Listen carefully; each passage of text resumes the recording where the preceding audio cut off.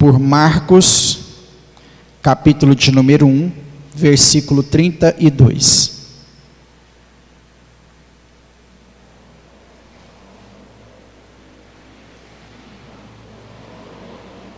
Amém? Marcos capítulo 1, a partir do 32. À tarde, ao cair do sol, trouxeram a Jesus todos os enfermos e endemoniados. Toda a cidade estava reunida à porta, e ele curou muitos doentes de toda sorte de enfermidade. Também expeliu muitos demônios, não lhes permitindo que falassem, porque sabiam quem ele era. À tarde, ao cair do sol, trouxeram a Jesus todos os enfermos e endemoniados. Toda a cidade estava reunida à porta, e ele curou muitos doentes de toda a sorte de enfermidade. Também expeliu muitos demônios, não lhe permitindo que falassem, porque sabiam quem ele era. Senhor, esta é a tua palavra, foi lida, será ministrada aos nossos corações, e todos nós que estamos aqui nessa noite, estamos aqui na condição de servos do Senhor, servos dispostos a ouvir aquilo que o Senhor tem para ministrar aos nossos corações. Nesta noite, ó Pai, nós fizemos uma leitura do teu evangelho, da tua biografia, da biografia de Jesus, e oramos a Deus para que este ensinamento possa trazer em nosso coração o teu poder, a tua unção, a tua glória, a tua graça. Essa é a nossa oração, meu Deus. Em nome de Jesus, fala conosco neste lugar. Amém. Amém. Pode se assentar, meu irmão.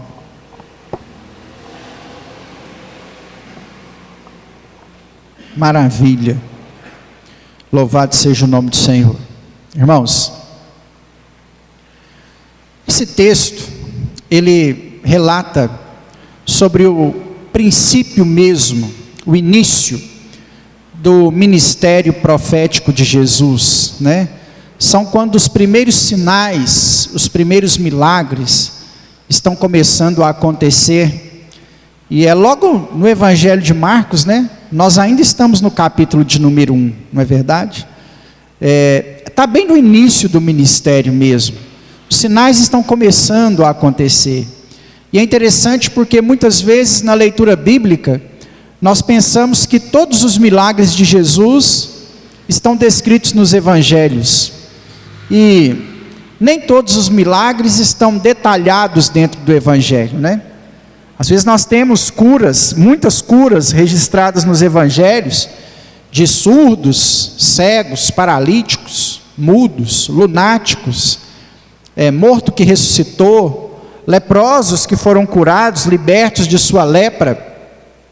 E todas essas histórias que estão detalhadas na Bíblia, no Evangelho, nos Evangelhos, elas têm um propósito, um objetivo em Jesus ter detalhado essas histórias, né? E existem as histórias que não estão detalhadas, e eu gosto de Marcos capítulo 1, a partir do 32, por causa disso. Porque talvez nós não damos muita importância para esse texto, para aqueles milagres que aconteceram nessa cidade, porque não foi detalhado quem foi curado, do que foi curado, como que aconteceu. Em Marcos 1,32 nós não temos a mulher se esforçando no meio da multidão, nós não temos o paralítico clamando, nós não temos alguém há tanto tempo, né, aguardando no tanque de Betesda, como aconteceu no Evangelho de João, capítulo de número 5. Então, é uma história de cura, é uma história de milagres que aconteceram na porta de uma cidade, que foi registrado para demonstrar, talvez para nós, outros aspectos desse milagre, né? E hoje eu gostaria de olhar justamente para esses outros aspectos que esse milagre, que aconteceu à porta dessa cidade, traz para a gente. E eu quero falar um pouco com os irmãos, baseado nisso, sobre sentimentos. Nós vivemos durante a nossa vida, ou durante os nossos dias, com inúmeros sentimentos, não é? Nós temos sentimentos de alegria, sentimentos de tristeza, temos sentimentos de ansiedade, temos sentimentos bons, sentimentos ruins. Às vezes amamos alguém, pelo fato de sermos cristãos, não deveríamos, mas às vezes odiamos alguém, né? Quando odiamos alguém, é sinal que o Evangelho ainda precisa trabalhar algumas coisas no nosso coração. E nós vivemos uma mistura de sentimentos, às vezes ao longo do nosso dia, ao longo da nossa caminhada, ao longo da nossa vida, né? Segunda carta do apóstolo Paulo aos Coríntios nos dá capítulo 10, versículo 5, nos dá uma orientação relacionada aos nossos sentimentos. Diz que eles devem estar submissos à vontade de Deus. Eu preciso pegar todos os meus sentimentos, sejam eles positivos ou negativos, e submeter esses sentimentos à vontade soberana de Deus. Se você é cristão e tem problemas com os seus sentimentos, a dica do apóstolo Paulo para nós é submeter esses sentimentos debaixo da vontade de Deus, é colocá-los sobre a vontade de Deus, né? Agora, aqui nessa história, eu queria chamar a sua atenção a alguns sentimentos aqui dentro dessa história, para que nós possamos falar um pouco a respeito de quem está curando nessa história, né? Para que a gente possa falar um pouco a respeito do Senhor, do sentimento que nós precisamos ter em relação a Jesus. Um dos sentimentos que eu identifico aqui nessa história é a fé como sentimento. Eu não sei teologicamente expressar para você, categoricamente, se a fé é um sentimento, mas eu vejo um sentimento de fé na vida dessas pessoas, quando eles, sabendo que Jesus passaria, ou estava na cidade, para facilitar talvez o processo de logística, para que Jesus não tivesse que ir de casa em casa, para que se ganhasse tempo, apesar do vilarejo ser pequeno. Há um sentimento de fé das pessoas que saíram de seus lares, que talvez parou o trabalho que estava fazendo, para ir para a porta daquela cidade, com um segundo sentimento, a expectativa de que Jesus faria alguma coisa na vida delas. Então aqui nós já identificamos pelo menos dois sentimentos: um sentimento de fé das pessoas que acreditam naquilo que Jesus pode fazer, e um sentimento de expectativa. Essas pessoas foram para a porta dessa cidade, não apenas com fé, mas com a expectativa de que algo novo acontecesse sobre a vida delas, naquela tarde, que o texto chamou de cair do sol. Creio eu que por volta das 5 e 6 horas da tarde para nós aqui. Esses dias para trás, essas 2 últimas semanas talvez, é muito nítido você ver o cair do sol aqui em Lagoa da Prata, em direção ao Canavial, por esse lado aqui mais ou menos, aonde fica o Rio São Francisco, né? 5:30 da tarde você vê a bola de fogo redondinha, a olho nu, você não precisa nem de óculos. Faz esse teste amanhã, 5:20, 5:30, você olha o sol ali, perto daqueles eucaliptos, que beiram o Rio São Francisco, a lagoa que tem por ali, né? Uma lagoa, que tem naquela região ali, dá para a gente ver nitidamente o cair do sol. Parece que o encontro do sol com o horizonte nesse horário é mais rápido do que a sua trajetória ao longo do dia, e você vê nitidamente o sol se pondo, ou o sol caindo, conforme descreveu para a gente o Evangelho de Marcos. Naquela tarde, naquele final de dia, naquele cair do sol, as pessoas foram para a porta da cidade com a expectativa, com fé, e com a expectativa de que o Senhor iria fazer algo. Eu tenho para mim que não em todas as situações havia de regras. Aliás, eu nem talvez poderia chamar de exceções, porque Deus sempre nos surpreende, né? Então eu não posso chamar a expectativa de exceção. Não posso separar a expectativa com falta de expectativa, porque Deus sempre nos surpreende. Aqui nós vamos ter um outro sentimento. Deus sempre vai nos surpreender quando nós não temos expectativa nenhuma. Mas em muitas vezes, para que Deus possa trabalhar no nosso coração, vai depender muito das expectativas que nós criamos relacionado a Deus. Quando essa multidão saiu com esse sentimento de fé, com a expectativa de que talvez acontecesse algo na porta daquela cidade, naquela tarde, a expectativa daquela multidão era uma expectativa positiva. Eu começo a aprender nessa manifestação de cura, de milagre, do Senhor Jesus, à porta dessa cidade, que quando eu vou me achegar à presença de Deus, as minhas expectativas precisam ser boas. Para que a gente possa falar sobre essas expectativas, vamos pensar em alguns pontos da nossa caminhada cristã, que essa expectativa precisa ser boa. Quando você está enfrentando um problema, uma adversidade, passando por um momento difícil, e dobra os seus joelhos em oração, qual é a expectativa que você tem com a oração que você está fazendo junto ao Pai? A nossa expectativa de oração mediante uma adversidade precisa ser a expectativa de fé, a expectativa de que Deus pode, porque Ele ouve a sua oração, Ele atende o seu clamor, Ele traz respostas às suas perguntas, ao seu clamor. Quando nós oramos, irmãos, nós precisamos colocar diante de Deus a nossa oração, cheias de expectativas de que Ele vai fazer.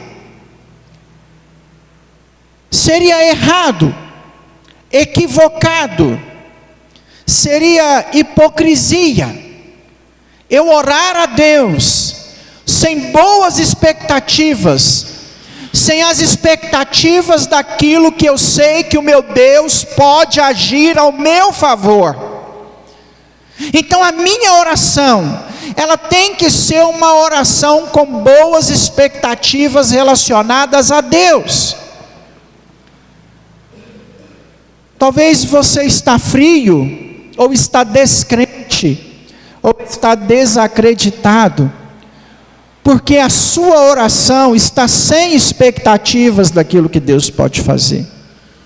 Irmãos, quando nós oramos apenas por orar, quando nós falamos palavras sem acreditar naquilo que estamos orando, naquilo que estamos dizendo, a nossa religião, melhor dizendo, se torna religiosidade vazia. Orar sem fé, sem significados, sem crer naquilo que Deus pode fazer por você. Orar por mera obrigação, embora, abre parêntese, Samuel, se eu não me engano, né? Não vou lembrar o texto de referência agora, se é 1 Samuel, 2 Samuel, dá a ideia de que não orar é pecado, né? Que o homem quando não ora peca. Então, existem situações que nós temos que encarar a oração como dever. Eu preciso orar. Mas orar apenas por orar, falar apenas por falar, passar a régua na nossa oração sem depositar confiança em Deus, naquilo que nós estamos pedindo para Ele, não vai trazer para nós resultado algum. É extremamente importante que a sua oração tenha expectativas diante de Deus. Em segundo lugar, qual é a nossa expectativa relacionada ao culto a Deus? Quando você saiu de sua casa, quando você sai de sua casa e vem para a igreja, para um culto de quinta-feira, para um projeto Dorcas, para o culto de homens, para uma escola dominical, Quando você sai de sua casa e vem para o culto de domingo, qual é a expectativa do seu coração? Com que expectativa você vai para a porta da cidade? Com qual expectativa você se apresenta diante do Senhor para um culto? Se a nossa expectativa é apenas fazer presença na igreja, se a nossa expectativa é apenas cumprir um dever dominical, se a nossa expectativa é apenas agradar ao homem, a nossa expectativa está errada. Talvez é por isso que muitas vezes o nosso culto é frio e sem valor algum. Talvez é por isso que às vezes a palavra não surte o efeito necessário que ela deveria surtir no nosso coração. Porque muitas vezes nós estamos aqui, mas a nossa expectativa está no pós-culto. Quando nós saímos de nossa casa para a porta da cidade, para estar num culto de louvor e adoração a Deus, a nossa expectativa precisa ser a expectativa de ser cheio de Deus aqui neste lugar. A nossa expectativa tem que ser a de ser tocado pelo Espírito Santo de Deus neste lugar. A nossa expectativa tem de ser a que Deus vai falar conosco aqui neste lugar, a de que o Senhor vai reacender a chama do Espírito Santo no nosso coração. A nossa expectativa é de que nós vamos encontrar com o Senhor, é de que o nosso culto congregacional é uma oportunidade que nós temos de encontrar Jesus, de ser fortalecido por Ele, de ser renovado por Ele, de ser transformado por Ele. Venha para o culto com essa expectativa. O diabo às vezes vai tentar minar a sua expectativa. O diabo vai falar para você assim: e no culto para quê? É sempre a mesma coisa. O que você vai fazer no culto? Não adianta. Você está indo no culto para quê? Não acontece nada. Ficar na sua casa é melhor. Fica aí assistindo a novela das 7, das 8, das 9. Fica aí assistindo o Jornal Nacional. Fica aí vendo a sua série. O que vai adiantar? É isso que o diabo vai plantar no nosso coração. Se tem algo que o diabo quer roubar de nós, é a expectativa do que vai acontecer na porta da cidade. Quando você vem para um culto encontrar com o Senhor, a sua expectativa precisa ser a de que o seu problema vai ser resolvido. Mude as suas expectativas. Saia de casa crendo que durante o culto Deus vai falar com você, e você vai ver como que Deus vai falar com você. A expectativa, ela abre o nosso coração. A expectativa abrange, ela eleva o nosso pensamento para mais longe, e isso facilita. É como que se a expectativa, as boas principalmente, abrisse as portas para que o Senhor entre na nossa vida, na nossa casa, no nosso problema, na nossa dificuldade. Nós precisamos, irmãos, urgentemente entender que o nosso culto não pode ser apenas litúrgico, que a minha expectativa em estar aqui não é apenas em cumprir uma liturgia, um ritual, em agradar alguém, mas a minha expectativa em sair da minha casa e vir para este lugar é para que Deus faça algo na minha vida. Quando você sai para uma festa, você tem expectativa. Estou indo para um churrasco. Você pensa que lá vai ter carne assada. Oh, beleza, hoje eu vou ter que comer carne assada. Já trabalho lá, nós batemos uma meta aí. No sábado o pessoal pagou um almoço para nós aí num lugar da cidade e tal. Na hora que eles deram a notícia do almoço, eu olhei para um companheiro de trabalho e falei assim: nesse dia eu vou até jejuar, até na hora do almoço. É comer peixe até não aguentar comer peixe mais na hora do almoço. Vou dar um prejuízo, meu patrão. É sábado que eu vou fazer isso. Você vai com a expectativa de quê? De que vai comer. Você vai para uma festa de aniversário, você vai ter expectativa. Você vai comer bolo de aniversário. Você vai para algum lugar, você gera expectativas de que vai ser bom. Porque para vir para o culto, às vezes as nossas expectativas são ruins. Acorda, meu irmão, é o capeta querendo minar o seu coração e enfraquecer as suas expectativas, porque as suas expectativas são boas, para o filme, para a série, para o time de futebol, para o churrasco, para a comida, para os amigos, mas na hora que a gente fala que vai para o culto, para Deus, para a porta da cidade, a nossa expectativa é: será que Ele vai agir? Será que Ele vai tocar? É a mesma coisa, é frio. Repreende essa expectativa e enche o seu coração com boas expectativas. Nós precisamos. A expectativa de quem vai para a porta daquela cidade é a expectativa de que vai ser curado. Eu citei aqui já também outro sentimento, o terceiro nosso até aqui, a expectativa da surpresa. Jesus não programou ir nessa cidade, e Ele chega lá, nesse vilarejo. Alguns milagres acontecem antes do pessoal ir para a porta da cidade. Aquilo surpreendeu a cidade, impactou aquele vilarejo, mudou a história daquele vilarejo. É a partir desse vilarejo que os milagres de Jesus se tornam notórios, e as coisas começam a aprofundar, e mais milagres começam a acontecer, porque um dia Jesus surpreendeu o vilarejo. Terceiro sentimento que eu preciso ter diante do Senhor, olhando à luz desse texto, é o sentimento da surpresa.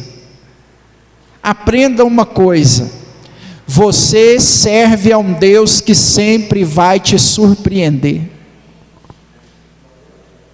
Deus te surpreende. Você ora pedindo uma bênção, Ele manda dobrada. Tem hora que você nem ora pedindo a bênção, e Ele manda a bênção, e você pensa: ó, Deus fez. Na vida do cristão é assim. Quando você menos está esperando, Deus te surpreende. Talvez você até já estava aceitando uma determinada situação, talvez você estava acomodado a uma determinada condição, e vem o Senhor e te surpreende com alguma coisa, porque o nosso Deus, Ele é surpreendente. Irmãos, é surpreendente como Deus nos ama. É surpreendente se você tentar entender a condição que Deus te amou. Você já parou para pensar como que o amor de Deus nos surpreende? Você entende essa frase? O amor de Deus nos surpreende. Você sabe o que é isso? Mesmo você sendo miserável e pecador, amanhã você vai pecar de alguma forma, alguma coisinha errada você vai fazer amanhã, e Deus não vai deixar de te amar por isso. Isso é surpreendente. É surpreendente o quanto que nós não somos merecedores, e mesmo assim Ele manifesta o seu braço forte, o seu favor sobre as nossas vidas. É surpreendente. O diabo tem um grande poder de percepção, né? O diabo, sobre futuro, ele sabe o que ele percebe e o que está na Bíblia. São as fontes que o diabo tem para entender o futuro. O diabo não conhece o futuro. O diabo sabe do seu final. O diabo sabe o que a Bíblia disse que vai acontecer com ele no final de todas as coisas. Mas a única pessoa em toda a criação e fora dela, em toda a eternidade, né? O único em toda a eternidade que tem conhecimento correto e exato de futuro é Deus. O diabo só percebe ou sabe aquilo que a Bíblia diz. Conta-se a história de que Jesus na cruz, para o diabo foi surpreendente. O diabo até imaginava o que era necessário fazer para que o preço fosse pago, mas ele jamais imaginou que o próprio Jesus faria o que fez para trazer perdão para a humanidade. Sabe por quê? É surpreendente o amor de Deus por nós. Por quê, pastor? Porque o diabo tenta até o último minuto, talvez, segurar Jesus de alguma forma. Desce da cruz, salva-te a ti e a nós também. Você não é o filho de Deus. Resolve o problema. Dá uma palavra. Acaba com tudo isso.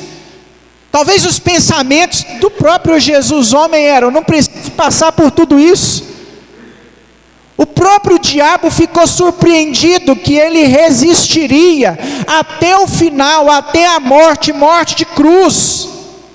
Porque o nosso Deus é surpreendente, desde a salvação Ele nos surpreende. Deus sempre vai te surpreender. As portas vão abrir quando você menos esperar, quando você menos aguardar, Ele vai chegar, porque o nosso Deus é surpreendente. As coisas acontecem como quando nós não planejamos. O quarto sentimento que eu percebo, entendo que aconteceu nesse texto, é o sentimento final. O sentimento de alegria após muitas curas. O sentimento de alegria após paralíticos estarem andando, cegos enxergando, surdos ouvindo, mudos falando, leprosos curados. Só quem já recebeu algo desse tipo do Senhor, sabe que maravilha é receber uma cura instantânea de Deus, no momento assim, ó. Você já recebeu? Orar e o negócio ir embora, orar e a mancha da pele sumir, orar e o caroço desaparecer. Isso acontece, irmãos. Deus faz isso. Orar e Deus mudar o resultado do exame. A porta está fechada e você orar e a porta abrir. Só quem já experimentou algo assim de Deus sabe qual é esse sentimento. Que eu tenho para mim também o sentimento de salvação. O sentimento de ser tocado pelo Espírito Santo de Deus, aquela alegria, quando Deus fala com você em alguma coisa, ou na palavra, ou no louvor, ou na comunhão dos irmãos, ou numa história, ou numa leitura bíblica. Você já se deparou com o sentimento de alegria, quando Deus fala com você, lendo um texto bíblico? Você já leu um texto bíblico, que os cabelos começou a arrupiar tudo assim, e o olho encheu d'água, e a lágrima vem no olho, e você pensa assim: que lindo dessa palavra. Esse sentimento que é muito bem descrito, não sei se é no Salmo 136, agora fugiu aqui também, o salmo de quando Israel é liberto da Babilônia, e aí a descrição do salmista é: ficamos como quem sonha, então a nossa boca se encheu de riso, e nós ficamos como quem sonha. Esse sentimento de alegria. Imagina, irmão, o leproso curado voltando para casa. Imagina o paralítico carregando a muleta no ombro, voltando: oh meu Deus do céu, estou indo embora para casa andando. Imagina o cego que não enxergava não sei quantos anos, voltando para casa, que maravilha, doido para ver minhas filhas, meus filhos. Essa alegria que só o Senhor é capaz de proporcionar no nosso coração. Alegria essa que Paulo chamou de fruto do Espírito Santo em Gálatas 5, 21, 22. Alegria essa que é sinal da presença de Deus em nós. Quando nós servimos a Deus, o nosso sentimento tem que ser também de alegria por tudo aquilo que Ele fez por nós. Eu sei que talvez você pode estar vivendo um momento de tristeza. Eu sei que talvez o seu sentimento seja de derrota. Eu sei que talvez o seu sentimento seja de prisão, seja de dor, seja de enfermidade, seja de angústia, porque algo talvez na sua vida tenha te oprimido. Mas nessa noite o Senhor está nos convidando a criar no nosso coração um sentimento de alegria. Que sentimento é esse, pastor? Você consegue trazer à sua memória, você consegue trazer ao seu coração o sentimento do amor de Deus por você, de que quantas maravilhas Deus já fez na sua vida, de onde Ele te tirou, do que Ele te libertou, quantas coisas grandes Deus já fez por você. Nós não somos merecedores de absolutamente nada que Deus fez por nós, irmãos. E Ele nos salvou, Ele nos perdoou de cada pecado horrível que nós cometemos no passado. Nós devemos ser eternamente gratos e alegres diante do nosso Deus, pelas maravilhas que Ele não só fez, como Ele está fazendo por cada um de nós.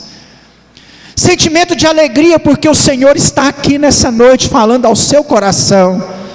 Sentimento de alegria, porque Ele está trazendo renovo espiritual para você nessa noite, porque Ele está te capacitando, não a nível de conhecimento teológico, mas Ele está te capacitando a nível de força, revigorando as suas forças aqui nessa noite. Sentimento de alegria, porque Deus não te abandona, porque Ele não larga você, porque Ele não desiste de você, porque mesmo você sendo miserável e pecador, Ele continua acreditando em você, mesmo quando ninguém mais acredita, mesmo quando todos te desprezam, mesmo quando todos pensam que você é um zero à esquerda, a sua família não te dá valor algum. Sentimento de alegria, porque você se lembra que Deus te escolheu, escreveu seu nome no livro da vida.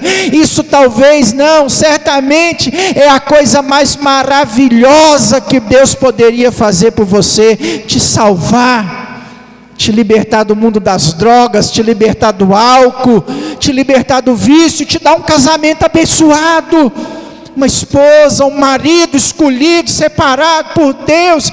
Olha o que Deus fez na sua vida, olha como Deus entrou na sua vida.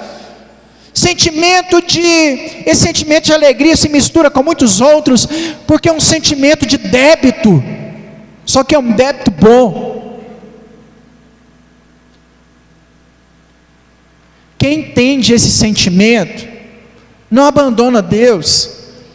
Eu preciso desse sentimento, de ter sido curado na porta da cidade, que aconteceu aqui em Marcos. Eu preciso desse sentimento,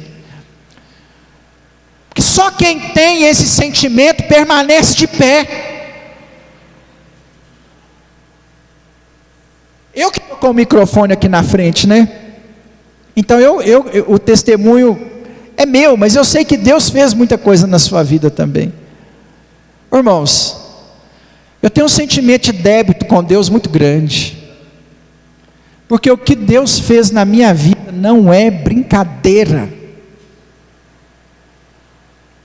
Se eu pensasse algum dia, nunca pensei, mas se eu pensasse algum dia em desviar, eu seria um hipócrita, um mal agradecido.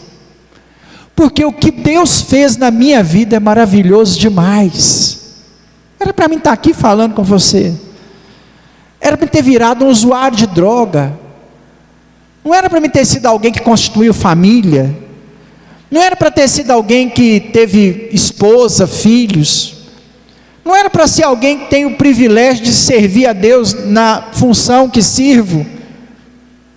Irmãos, eu preciso ter esse sentimento de alegria para me manter de pé. Alguém que larga o Senhor, alguém que permite o coração esfriar, alguém que joga a culpa em alguém da igreja, que culpa alguma situação que viveu dentro da igreja para abandonar o Evangelho, é um hipócrita. Ele não entendeu o que Jesus fez para ele na cruz do Calvário, e eu tenho respaldo bíblico para falar isso. Hebreus 10, quem abandonou nunca experimentou esse sentimento de conseguir compreender o que Jesus fez na porta da cidade. Nós precisamos trazer no nosso coração esse sentimento de alegria, de ter sido salvo, liberto, lavado, remido pelo sangue do Cordeiro. E mesmo que Ele não faça mais nada por nós, Ele já fez tudo o que precisava fazer. morreu naquela cruz. O meu sentimento é: está pago, está consumado, eu não devo nada, a dívida é minha e Ele pagou. Que maravilha! Que amor é esse, irmãos? Quem nos amaria dessa forma? Oh Jesus, obrigado! Nós não podemos cansar de dizer obrigado, Jesus, obrigado. Pode faltar ovelha no curral, gado no pasto, azeite na oliva, uva na videira, pode cair o mundo, pode acontecer o que aconteceu lá no Salmo 46, né? Deus é meu refúgio, fortaleza, socorro bem presente na hora da angústia. Ainda que os montes se transportem para o meio dos mares, ainda que o sol ruja, ainda que caia bolas de fogo do céu, eu confiarei no Deus da minha salvação. Ainda que tudo dê errado, meu irmão, o nosso sentimento, aqui nessa terra, o nosso sentimento é de alegria, porque o que Deus fez por nós é indescritível. E isso é salvação, é a maior bênção que nós poderíamos receber, amém? E o que Deus já fez materialmente pela sua vida? Oh, irmãos, nosso sentimento tem que ser de alegria, de agradecer a Jesus todo dia. Porque o Ener chegar na horta lá e olhar para a horta, está difícil, né, Ener, sem chuva, mas olhar e falar assim: obrigado Jesus, mesmo sem chuva o Senhor está fazendo os alfaces crescer aqui, né? Joaquina chegar lá na pracinha e falar assim: obrigado Jesus, tem a pracinha para limpar aqui, oh maravilha, eita glória, né? A bênção. Irmãos, o nosso sentimento tem que ser de alegria constante, porque o que Deus fez na nossa vida, irmãos, é grande demais, e Ele tem nos dado. O diabo talvez tenta te cegar, o diabo talvez tenta esconder de você aquilo que Deus está fazendo, mas Deus está fazendo. É Deus. Foi Deus que abriu a porta de emprego, foi Deus que fez você passar no concurso público, é Deus que está provendo sobre a sua vida todos os meses.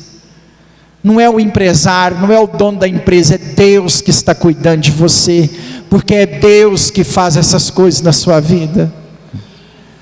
Talvez não é a melhor esposa do mundo, mas foi Deus que te deu. Talvez não é o marido mais lindo do mundo, mas foi Deus que colocou ao seu lado. Essa bênção maravilhosa. Os filhos que Deus te deu é como a aljava na mão do valente, diz o Salmo 128, maravilha. Talvez eles estão dando trabalho para você, mas foi Deus que te deu. Agradeça ao Senhor, tenha um sentimento de alegria, porque Deus está fazendo. Talvez Deus te deu, na hora que você entrar lá na sua casa, lembra disso, olha o que Deus fez por você. Meu irmão, nem nos meus melhores sonhos eu imaginei ter a casa que eu tenho. Eu não tenho mansão não, eu tenho a casa, minha vida. Mas nem nos meus melhores sonhos eu imaginei um dia ter uma casa, porque Deus fez. Talvez Deus te dê um carrinho, não é zero, não é do ano, mas está pago, aleluia, que maravilha, agradece. E se Ele não te deu o carro, te deu a bicicleta, agradece também, porque é agradecendo pela bicicleta que Ele vai te dar o carro, né? Só quem bateu o pedal aí muito tempo sabe, né? O que é entrar num carrinho e falar assim: oh Jesus, obrigado.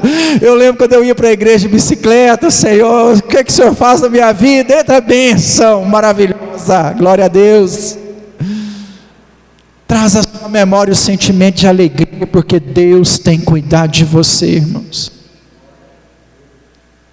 Nós talvez estejamos passando, e acabou esse período hoje, em nome de Jesus, que o nosso pensamento é sempre olhar de forma negativa. Não, irmãos, é como aconteceu nessa cidade aqui: fé, expectativa, surpresa e alegria, é o que Deus tem para nós. Minha irmã, sai da sua casa sábado com a expectativa de ser cheia de Deus aqui 4 horas da tarde. Você vai ver se Deus vai fazer ou não na sua vida. Eu acho que não tem, eu estou chutando aqui, eu não prestei atenção no aviso direito, né? Talvez não tem lanchinho, não tem café, não vai ter florzinha, trenzinho decorado. Bem-vindo, mulheres, bombom, talvez não vai ter isso não. Mas saia da sua casa com a expectativa de ser cheia do Espírito Santo. Eu garanto que você vai ser cheia do Espírito Santo. Vem para o culto de domingo com o coração aberto, que Deus vai fazer alguma coisa na sua vida, e você vai ver como que o culto de domingo vai ser maravilhoso, vai ser abençoado, porque você vai sair de sua casa crendo naquilo que Deus pode fazer por você. Até lá tem o sentimento de alegria, de gratidão, tem o sentimento de débito para com Deus, de falar: Senhor, o Senhor é bom demais, eu nunca vou conseguir retribuir. O mínimo que eu posso fazer para o Senhor é te servir. É o mínimo, irmãos. É o mínimo que nós fazemos para Deus, é dizer não ao pecado. O mínimo que nós podemos dar para Deus é dizer não para as coisas desse mundo. É o mínimo que Ele está pedindo para nós. Se Deus pedisse a você tudo o que você tem pela sua salvação, você daria. Supor que acontece o juízo final, o apocalipse agora, e Deus aparecesse para a terra inteira e falasse assim: ó, só vai ser salvo quem me der tudo o que tem. Sabe o que você faria? Toma aqui, Jesus, a carteira, a senha do banco, a chave do carro, a chave da casa, eu quero ir para o céu. Você daria tudo o que você tem para não ir para o inferno. Ele não está te pedindo nada disso. Ele está te pedindo para servir a Ele. Olha só isso, irmãos. E às vezes nós complicamos tanto o negócio, né? A gente não quer servir a Deus como tem que servir. A gente quer cometer alguns pecadinhos, colocar um temperozinho. Não, isso aqui eu acho que pode, isso aqui não tem nada a ver. E a gente, era só servir, é tão simples. É só dizer não para o pecado e servir a Ele. Ele não pediu mais nada, só servir. Isso para nós é um prazer. Servir ao Rei dos Reis, ao Senhor dos Senhores, ao Príncipe da Paz, ao Pai da Eternidade, ao maravilhoso Conselheiro. E quando a gente serve a Ele, Ele não fica devendo a gente também não, Ele retribui. É só servir, é só estar na igreja, é só vir para o culto com a expectativa de que Ele vai agir. É só isso, irmãos. Às vezes está faltando na gente esse sentimento, porque muitas vezes a gente prefere ficar em casa, a gente prefere olhar pelo lado negativo. Não vou não, é a mesma coisa, é o mesmo jeito. Não é assim, irmãos. Nós estamos em débito com Ele, estamos em débito com o Senhor. E com o ser humano, talvez o débito você paga, né? Mas e o que Deus fez? E o que eu contei para você durante essa pregação que Deus fez? Nós nunca conseguiremos pagar. É com o Senhor e com os sentimentos bons que nós vamos agradar o coração de Deus e viver maravilhas de Deus sobre a nossa vida. Amém? Aplauda ao Senhor, porque Ele é digno. Aleluia, glória a Deus.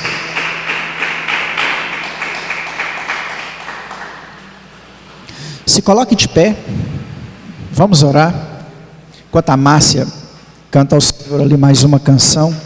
Amém.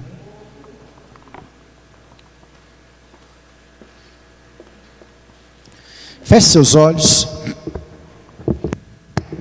Talvez você entrou aqui com algum pedido, talvez você entrou aqui com alguma necessidade, com alguma dificuldade. Nessa noite,